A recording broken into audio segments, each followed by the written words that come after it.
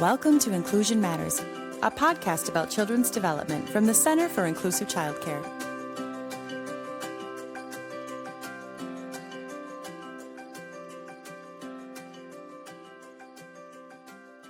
Welcome to Inclusion Matters, a podcast from the Center for Inclusive Childcare. I'm Priscilla Weigel, the Executive Director, and I'm so grateful today to be joined with a very special guest, Leo Howard III from Greater Twin Cities United Way. He is the Program Manager for the 80x3 Initiative. He's a husband, a recent father, an adjunct professor at the U of M, and also we get to partner with Leo on our 80x3 work at CICC, and we've had the great fortune of having a long partnership with you all over at Greater Twin Cities United Way. And today, Leo, we get to talk about something that I know is very important to you, yes, building partnerships with families. And so Absolutely. Welcome, Leo Howard III. Thank you. And I share that sentiment. I'm so excited to be here with you all today, but then also for our partnership with CICC. I love it. I love the work that we're able to see in real time. And I know when I was in the direct service role, a lot of my wanting and being was, I just wish there was someone out there who was doing this work from a higher level, more than just, and I couldn't see it, but being with you in this space, I get to see that every time we connect. So the feeling is mutual. I love being in this space, and I'm excited for today.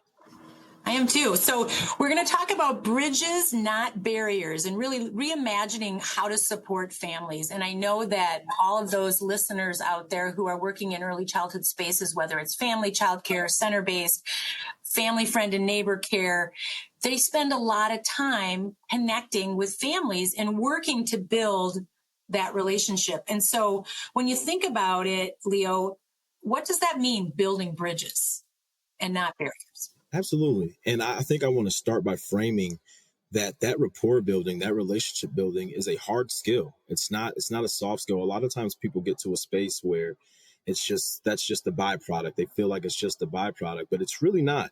That sets the basis for everything. And so bridges, not barriers, really it's describing a strategic and collaborative approach to overcoming systemic harms and to rebuild that trust. We'll talk a little bit more about healthy distrust of systems a little bit later, but rebuilding that trust within social systems, particularly for historically marginalized communities.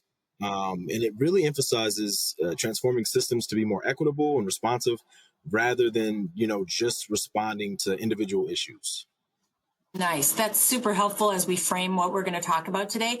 And I also think that for our listening audience too, this is something that when you go into working with young children, the support that you're given in training and professional development is focused on the children, and sometimes not much at all is focusing on building those family relationships. So this is a really great opportunity to bolster some skills out there too. So I'm excited.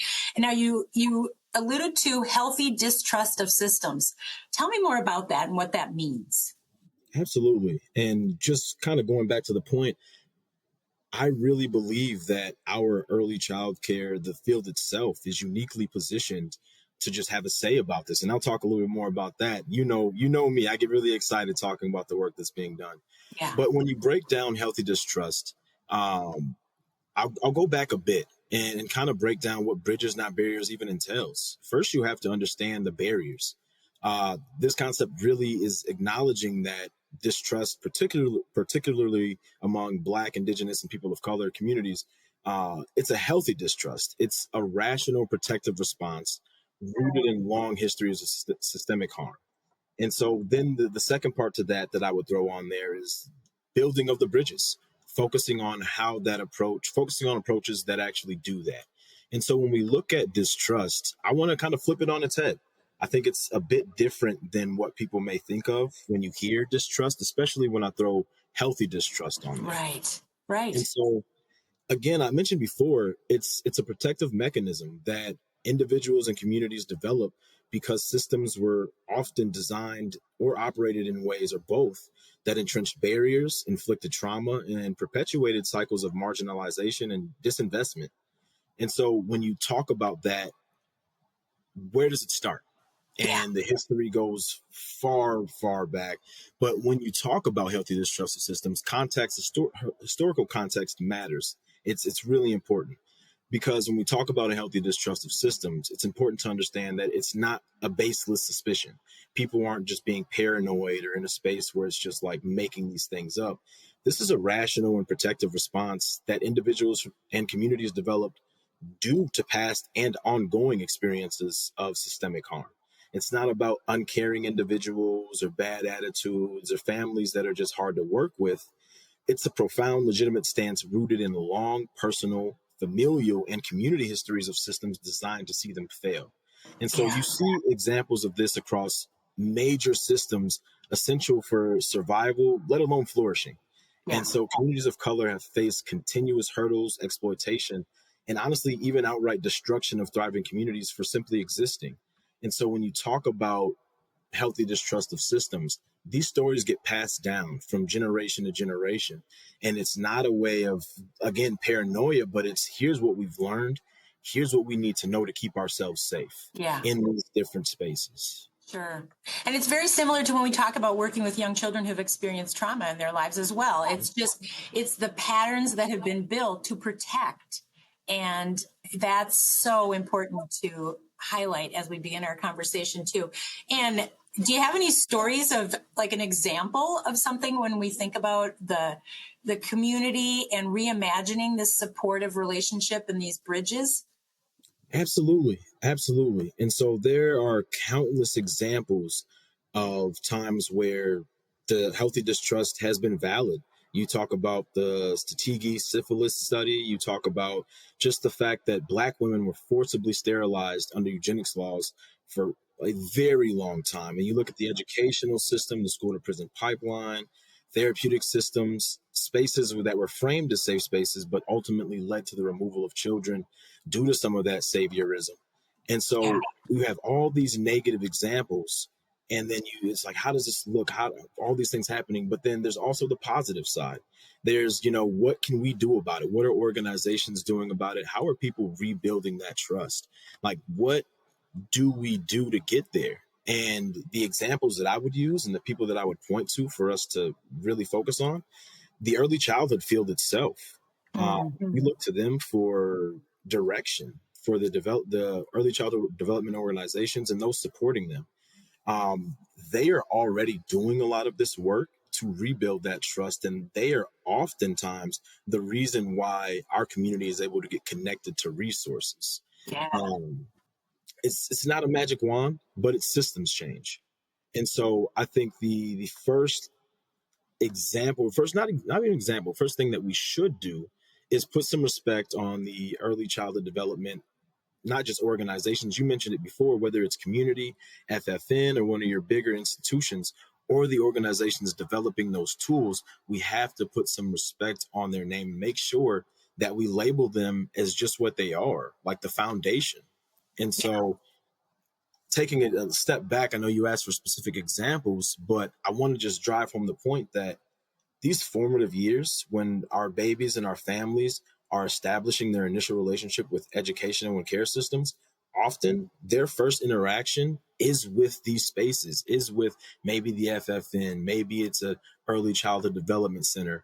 But that means that they're uniquely positioned to either reinforce existing distrust or actively rebuild that trust, setting the stage for lifelong interactions with these institutions. So that in itself is an example that I would point to, or something that I would like to highlight, is that these early childhood organizations in the space itself really are setting the groundwork. And so moving forward, there's just, and I can get into this a little bit later, I don't want to do too much, but there's a ton of examples of how organizations have used things like they've shifted the conversation from problem identification and deficit discourse to more of an asset-based approach. They're focusing on solutions and strengths rather than just the challenges and perceived weaknesses. Organizations are also going from, and I get to see this in real time. So again, I'm getting really excited because I'm thinking of real life examples, but organizations are going from serving the community to collaborating with it. Yes. So this is empowering the family, recognizing their strengths and building on those strengths, but then also giving them a voice, empowering them to actively participate in the decision making, giving them a voice and inviting them to the table, not just speaking for them, examples I would throw out there off the top of my head would be, we have one organization who developed a parent resource room, and it was completely led, done, everything was by the parents down to the Nice. points. I got feedback that there's even a point in time where there was a question about it being a mustard yellow. And it was like, is that really what you all want? And it was like, yep, that's what we want. So that's what happened. What they said they needed, what they identified was a gap for them personally. This organization just filled that gap, just built it. Yeah. And then Yeah. these organizations are also creating restorative solutions as opposed to the suspension and expulsion. Like there's a lot of the organizations that we're partnering with that are looking for not like a last ditch effort, but really looking at how can we address the issue? How can we support this family so that they don't have to leave? And I think that those are some of the things that are really standing out to me. I'll kind of slow down there and see if there's another question. I have some more examples, but I want to save them for a little bit. Well, that's exciting. And actually, Leo, as we have partnered with, Greater Twin Cities for so long on this 80 by 3 initiative, we have seen that firsthand as well. And just the dedication to providing partnership, collaborative solutions. Mm-hmm. And I love the story about, picking the color of the room. It means something when individuals feel like they have, like their words matter, their thoughts matter, their time matters. And I think, as you noted, when we think of early childhood educators and the work that we all do in childcare, we're meeting a family at those very first stages of their child's life where they are navigating so much, and it can be overwhelming. And that's why these collaborative partnerships and, as you said, direction to really key resources can happen. And when you start your educational pathway in a partnership like that, the long-term effects are going to be so amazing for that family and that child. Yeah. 100%. And you point to, and this is the perfect segue, you're pointing to just the importance, and we mentioned it earlier, building that trust through clear communication, empathy, transparency, and accountability, and just being there. Like these organizations, these spaces are developing real rapport and relationships. Like it's beyond surface level relationships. So when a family is going through a hardship, the first people that they turn to are often these organizations. And in turn, these organizations have turned into a hub of support, a hub of just resources. But the point that I really want to drive home is that there sometimes can be a disconnect of wanting to accept that support or trusting that support due to a healthy trust of systems. These organizations often play the role of the bridge. So I will accept this support from you because someone I care about, love, and trust with my whole being says that it's good for me. And this makes me think of our work with Creative Caponia. We kind of sat back and we were thinking about, who's supporting the supporters, who's helping the helpers. We have these directors, these educators who are completing this heavy lift, often without getting that support for themselves growing up. Who's helping them? So we tried to bring the Creative Caponia approach to where we were providing them with therapeutic support. But it got to a point where there was already so much rupture and harm done in those spaces that everyone was like really resistant to those traditional types of talk therapy. And through relationship building, like we couldn't even use the word therapy. We couldn't use therapeutic supports. We couldn't use anything that sounded like that. We had to use words like just support or just, help or something like that to really make sure that we weren't scaring anyone off because there had already been that rupture. Fast forward to the end of our last cohort year, we had organizations going up in the community. We were at our year-end celebration, and I heard community members pointing to Sarah from Creative Caponia saying, "That's my therapist. She helped me with X, Y, and Z, and you need to go talk to her because she'll help with this." And that doesn't happen without that organization having that relationship, having that trust built. So it's the other part that I want us to take from these early childhood organizations in the space itself, the field itself, is relationships are everything. Rapport is everything. You cannot have true systems change if you don't actually have a relationship with the people you're trying to create that change for. And I think, and you said it very early on in our conversation, it's not an automatic occurrence. It takes time. It's that soft skill. It's that ability to connect with another human being in a respectful, kind, loving. I mean, you also just shared too. When you think about someone leaving their child, their most precious thing, with another human being, there has to be a deep trust there. Yes. And when that rupture happens, that's a huge, awful thing. And we don't want we don't want the trust to be ruptured. So when you think about also, you mentioned something, the difference between serving and partnering. And talk a little bit more about that and just ways that you see that as part of that bridge building. Absolutely. You often hear the term, well, I want to make sure that their voice is heard at the table. I want to make sure that their voice is. This brings them to the table and make sure that the conversations that are happening include them. They're able to be a part of that. Getting from a place from serving to really collab and co-creation. I love the word co-creation because that's what it is.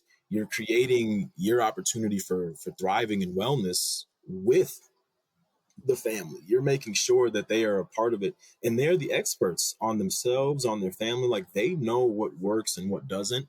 And that is, I think, the biggest part of it is being able to be in a space where you are co-creating, where you're collaborating, and where, like I said, voices aren't just brought to the table, but the people themselves are brought to the table.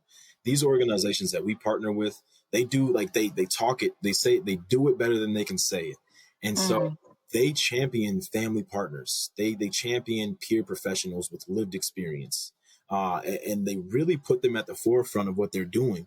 And this personal experience really allows them to connect as peers and, like, really reduce isolation and offer authentic guidance through these complex systems. So it's in a space where their lived experience and expertise is treated as such.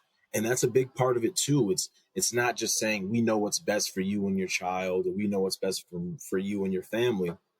It's what is best? What have you seen that's worked? How can we work together to support you in the way that you need it? And the funny example that I have is one of my mom's birthdays. I just asked her, hey, what do you want to do? And she used to love Bar La Grassa. That was a spot. We haven't been in a minute, but let's go to that place with the square bread, the focaccia. And I was like, oh, the focaccia? Yeah, that's it. And so it's like, all right, you get closer to the birthday, and then it's like, well, we could also go to Olive Garden. Now, there's nothing wrong with Olive Garden, but I think the field itself, and often people who have been marginalized, create this sense and get this sense that I don't deserve the best of the best because maybe I can't afford it. I don't maybe deserve Bar La Grassa because I'm not paying for it. So maybe let me stick to Olive Garden. Let me stick to, again, nothing wrong with Olive Garden. But if you can have this, why not have Bar La Grassa? And so that's another point that I think that I want to drive home, is that the field itself is so selfless. It's so they care about everyone else. They want to see everyone else do well. And sometimes they are not, due to capacity, due to whatever, or due to them trying to help other people, they get to a space where they're giving it all away. And so we want to get to a space as United Way, as Greater Twin Cities United Way, as 80 by 3, that we're able to come and wrap our arms around them and say, hey, we see you too. This, and that's our role in the co-creation, is making sure that the helpers are being helped. I mentioned that before, and making sure that they have support, and making sure that we're doing it in a way that they need it, that they feel is for them. Yeah. And so, Leo, I'm going to just say that there's probably listeners out there saying, okay, well, I want to do all these things, but I'm having a hard time getting the people to the table. Maybe there is that healthy distrust, that rupture that happened with another organization in the past. And so a new setting is going to be seen in the same light, when really they want a fresh start. They want to really be that connected support. What are some suggestions in building those opportunities and opening the door up and hoping that people will come in? I think the first thing that I've seen really work well is naming that you're a part of the system, naming that you are a part of that. It doesn't do anyone any good to pretend like we're not. Like there's a bunch of these systems, and I have seen time and time again where, and I keep going back to the organizations we partner with because I want to highlight what they're doing. I've seen them really get to a point where they can say things like, we are a part of this system and here's what we're doing to address it. Like, and I think taking a step back is naming that we're all a part of this and it may not be where we want it to be. And being real about the fact that, like I said before, there's no magic wand, there's no cookie cutter perfect way to do it. And we are improving and making the changes, because when it comes to healthy distrust of systems, the reason why it's healthy is because there are reasons to actually distrust it. There are valid reasons to be wary of it. There are valid reasons to be afraid of it. And so what I've seen these organizations do is say, we're a part of this system, and here's what we're doing to address these gaps. Here's what we're doing to address the fear. And the other big thing that I would say is that I keep going back to it, but they've developed this relationship and this rapport. They've really created a space where there's trust, where there's love, where people know that they're cared about. And that's the basis of it. And like you said, this isn't a thing that you can just do one day and say, oh, we got rid of the healthy distrust, but it's every single day. It's making sure that your policies and practices are echoing that want. If you say that that's what you want to do, then it's echoing that. I've talked to organizations that directors have known about a staff member going through some things personally at home and dealing with a lot. And there started to be rumblings. They kept coming in about 5-10 minutes late every day. And people were like, well, I want my break. I want my break. I want my break. Instead of this the director knew that the staff member was just awesome and they just really were going through a hard time. Instead of firing that person, instead of coming down on them, they sat them down and said, what's going on? Like, how can I help? Came out that there was some stuff going on at home, and the schedule, talk about the policies and practices. She now was able to change, and this isn't going to be possible for everyone, but she was able to change that staff member's schedule around to where she started 30 minutes later. And so what in turn was a problem eventually got to a point where they were able to praise it because she was able to come in earlier. And so it's really looking at who's around you, how are you taking care of the people around you, and like that's your starting point. Taking care of the families, taking care of the staff, making sure that there's a foundation set based on safety, based on trust. And that's what these organizations are doing, and that's what works. That's how it works when it comes to like getting this community the resources and help. You have to have that trust. And so I would say that's the first thing that you do. The biggest lift is creating that culture, creating that community. And we're partnering with Embracing Equity, and we're doing different work in the community to make sure that, equity is not just a part of the plate, that it is the whole plate. They say that, and we love that. And so I think that looking internally, doing sort of like an audit of yourself on what do our policies look like? What do our processes look like? How are people describing their experience with us? That's the first step. And I know that's like really heady and big, but you can't get to the other steps without starting there. And then once you get there, it's getting the feedback. It's making sure that people have a voice and people are at the table, and you're continuing to check in. It's a living, breathing thing. It never is done. Equity doesn't just end, relationships and rapport doesn't just end. It's continuing to build on that and continuing to show up when needed. Yeah, that's beautiful. And I love the fact that it truly is ongoing, which can be feeling very daunting sometimes on those days when you're overwhelmed and you've been giving it all away as that organization, as that provider. But when we think of even, your audit being that self-reflective person individually and as an organization and as a full team is really important. And when we think about wrapping up our conversation and a call to action. I mean, you've done so much of that already in this conversation, Leo, of giving us great ideas, great suggestions, and great just ways of thinking and being that are going to create these bridges. But, what are some things that you can give our listeners as we wrap up this really important conversation as far as calls to action and specifics?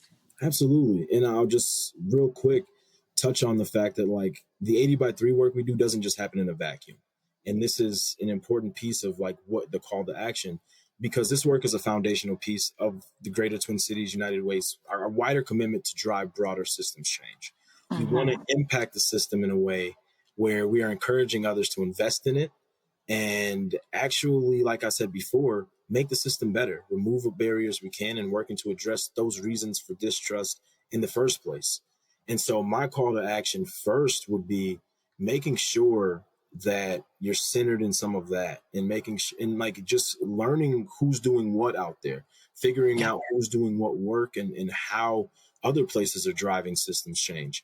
We've partnered with the state of Minnesota to really dramatically improve the billing situation for childcare providers using the early learning scholarship system. Yes. And like things like this, where 16,000 kids are getting these scholarships, while that's amazing, behind the scenes, it's a logistical nightmare. Things are fragmented, split across different regional administrators. And then Greater Twin Cities comes in and serves as the one central payment administrator for the entire state of Minnesota. So not just shuffling papers, but centralizing a broken process in a system. And looking at like things like that are going on. We're partnering with DCYF to pilot a program supporting parents who work in the early childhood field with stipends and things like that. And so I guess for me, it would be knowing what's out there, knowing who's already doing the work, because I think that does two things. I think it puts you in a space where you don't feel alone, where you're not like, oh my gosh, I'm doing this work by myself. No one is doing it. And then also it gives you space to say, okay, here's how I can lock in. Here's how I can tap in. Here's how I can help. And then the final point that I'll make is, successful system change involves partnering with trusted local community leaders. And then that's guided by the community themselves. You got to remember balance and nuance. It's important to acknowledge the systemic shortcomings and the harm, while also uplifting the strengths and assets of people who are doing this work, the child care professionals and families who are working to repair not only the system, but the trust itself. And then just making sure that there's a vision, like always making sure that the goal is ultimately to work towards a system that is sufficiently trustworthy, where communities feel confident and good about the support and resources they receive, and just get a clear reason to invest and benefit from its offering. So I think if there's one thing I want people to take away from this, I'm going to say a couple things. There's a few things that I want them to take away. It's put some respect on our early childhood, just the field itself and the expertise and the knowledge and greatness that they bring. And then two, we have to stop looking at relationships and rapport building as soft skills. Like those are things that everyone needs, and it's the basis of everything. You can't have trust-based philanthropy. You can't have any of this without trust. Like it's literally in the word. And so making sure that you are aware of those things, but that's also leading your work, making sure that that has a place in whatever direction you're going. It continues to be sort of that guiding compass. Yeah, that's fantastic. And I think we're living it out in our relationship with CICC and 80x3 and working with you, because I think when it's working, you feel it. Yes. Viscerally, you feel it all the way through your whole being of we're making connections, we're caring, and you've said the word love and support many times through our conversation, and that's what it's all about. Because as we've talked about, we're partnering with families, collaborating together with the most precious thing that they have, their child, at the center of that.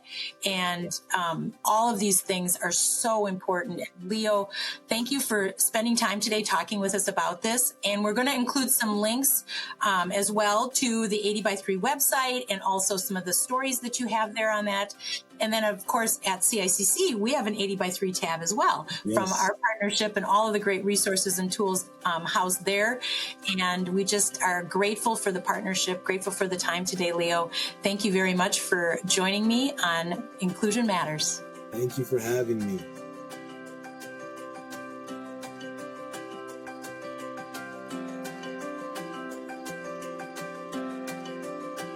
Thanks for listening. For more resources, visit us at inclusivechildcare.org.